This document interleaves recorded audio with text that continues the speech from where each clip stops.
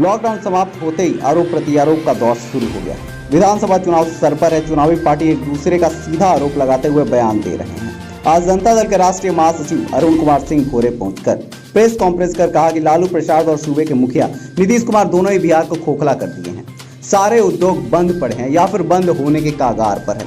ऐसे में रोजगार की सृजन कैसे होगी? प्रवासी मजदूर जो बाहर से बिहार आए हैं उन्हें रोजगार कैसे मुहैया करवाया जाएगा? जब पत्रकारों ने उनसे पूछा कि मजदूरों को पलायन को रोकने के लिए आपके पास कोई योजना है, तो उन्हें सीधा उत्तर ना देकर टाल मटोल करते नजर आए और उन्होंने राज्य सरकार पर निशाना साधते हुए कहा कि सरकार के पास ऐसी कोई योजना नहीं है जिससे मजदूरों की आर्थिक स्थिति सुदृढ़ हो सके। भोरे से दीपक कुमार वर्मा की रिपोर्ट।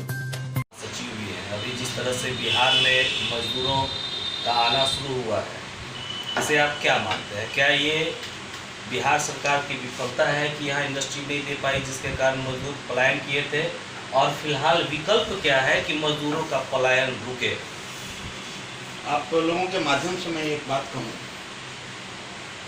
बिहार और पूरे देश में बाढ़ और सूखा एक आम बात है, नैसर्गिक है, प्राकृतिक है, वो किसी सरकार के बस में नहीं होता। हमें आप ये बताइए कि हमारे जीवन काल में केंद्र ने या राज्य की किस सरकार ने बिहार के साथ न्याय किया है?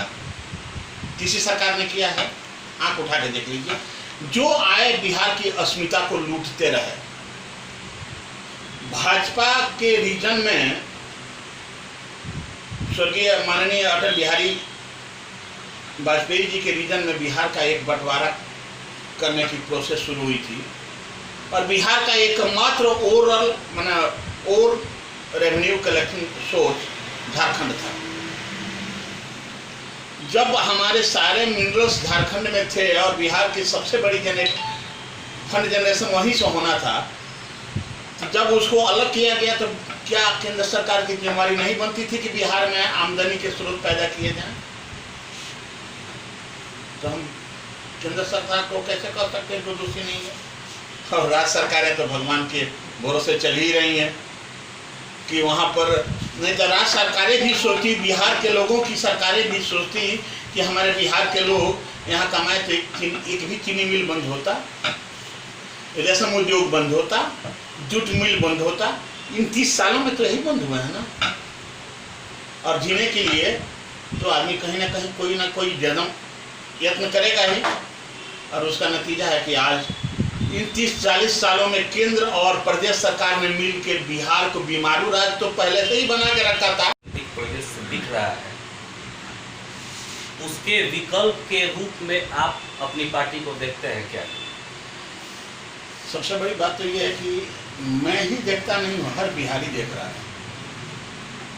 मैं तो एक पार्टी का सदस्य हूँ या जो चीज़ समझिए, लेकिन उससे पहले मैं एक बिहारी हूँ और बिहारी होने के नाते हर बिहारी एक विकल्प खोज रहा है, क्योंकि उसकी स्थिति की जो वर्तमान स्थिति है उसको उस स्तर पर लाने वाला 30 साल से यहाँ पर राज करने वाले लोग ही हैं। एक समय था जब वही स्थिति आई थी तो जयप्रकाश बाबू को एक आंदोलन करना पड़ा था, और फिर 40 साल के बाद उस समय ने चक्र अपने घुमाते हुए फिर आ गया कि फिर उस आंदोलन की पुनरावृत्ति की जरूरत है बिहार को। तो वर्तमान परिवेश में और जो परिदृश्य है बिहार के लोगों का, हमारे बिहारी नौजवानों का, मेरे कहने की जरूरत नहीं है। हर आदमी चाह रहा है कि एक विकल्प हो, एक ईमानदार विकल्प हो, एक टैलेंटेड विकल्प हो, एक बेईमान विकल्प नहीं हो।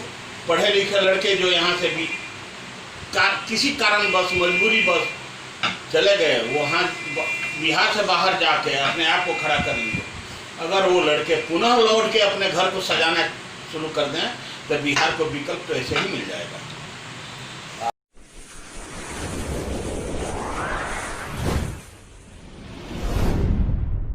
मजदूरों के आजकल बिहारी मजदूर का चर्चा आप लोग चारों ओर सुन रहे होंगे।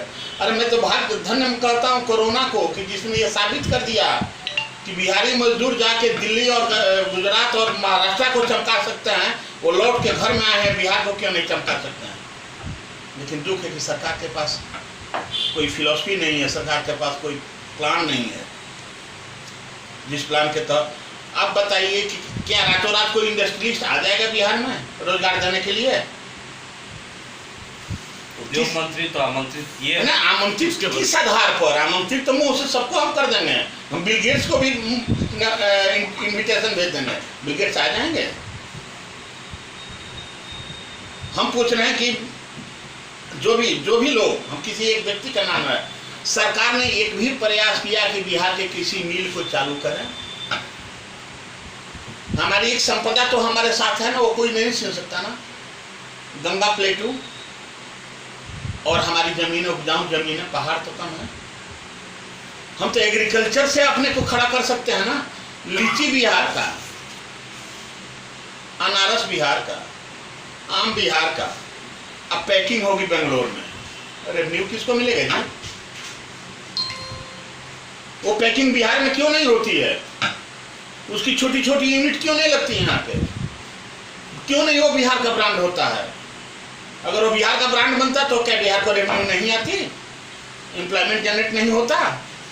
लेकिन एम्प्लॉयमेंट जनरेट हो जाएगा तो ये वोट कैसे मिलेगा? लोग समझदार हो जाएंगे तो वोट कैसे देंगे? उस वोट की दरकार तो आपको भी है। हाँ, तो फिर आप क्या समझदार बनाकर? हम समझदार बना के देंगे। हमें उस वोट की दरकार है, लेकिन हम किसी के लाशों पे वोट नहीं चाहते हैं। हम उसके सुख के साथ उसका वोट चाहते हैं। फिलहाल जो समय है 15 साल, नीतीश जी आए तो 15 साल और उनका भी 15 साल पूरा हो गया। 15 साल बनाम 15 साल। नीतीश जी का कहना था कि जिस तरह देखा गया कि उसको जंगल राज कहा गया, 15 साल नीतीश कुमार का शासन भी हो गया। क्या इन 15 साल में बिहार में कुछ बदलाव हुआ है या बिहार जहां था आज भी वहीं खड़ा है? नहीं, बिहार वहां से और नीचे गया। अब 15 साल पहले का इतिहास देख लीजिए, एक तो चीनी मिल चलती हुई थी, 15 साल में वो भी खत्म हो गया। वो जंगल राज था। ये राज जो है ना जंगल है और ना मंगल है। ये उजड़ा हुआ जंगल है, राज तो है ही नहीं।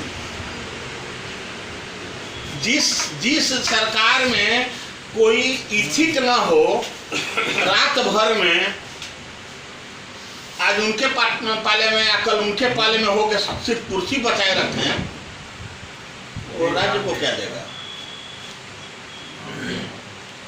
आप अभी विधानसभा चुनाव आने वाला है, सभी पार्टी एड़ी चोटी की हुई है, आपकी पार्टी भी कर रही होगी विधानसभा चुनाव में आने के लिए। क्या ऐसी कोई संभावना बन रही है कि सत्ता पक्ष या विपक्ष के साथ आप गठबंधन करें या खुद को पुनर्जीवित करने के लिए पहले आप मैदान में आए? पहली बात तो ये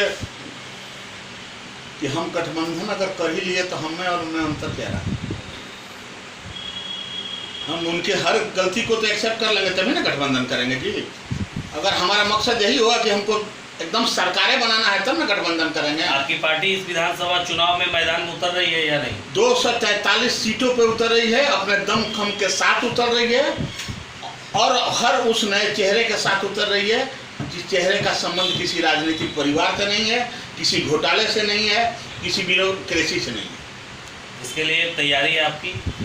वो तो जब उतरेगी तो आपको पता चल जाएगा। तैयारी तो हम कर ही रहे हैं, तभी तो कर रहे हैं। उसको हम आज ही कैसे डिस्क्लोज कर सकते हैं कि इसकी तैयारी कैसे करना है? और जब उतरेंगे तो पता ही चलेगा। और कुछ